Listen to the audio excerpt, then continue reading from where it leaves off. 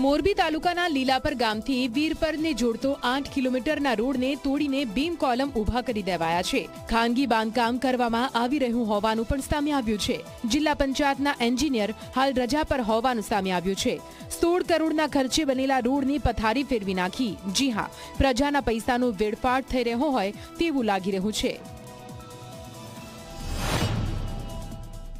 જિલ્લા પંચાયતને એવી રજૂઆત કરી કે ભાઈ આ ભારે વાહનનું ટ્રાફિક અમારા વીરપર ગામમાં રહેશે, એટલે એ લોકોએ સર્વે કર્યો, પણ એમાં એક આ ટુકડો ખાનગી માલિકીની જમીનનો આવતો હતો, જે અત્યારે રોડ તોડવાની મેટર સામે આવી છે ને એ બાબતમાં અને એમાં એપ્રોચ રોડ પ્લસ પોતાના ખાનગી માલિકીના પ્લોટ, એપ્રોચ રોડ એનો ઉપયોગ કરવો પડે એમ હતો, અને ખાનગી માલિકીમાં લગભગ 2 કે 3 ફૂટની જગ્યામાં રોડ જાય તો રોડ બની જવી શક્યતા હતી।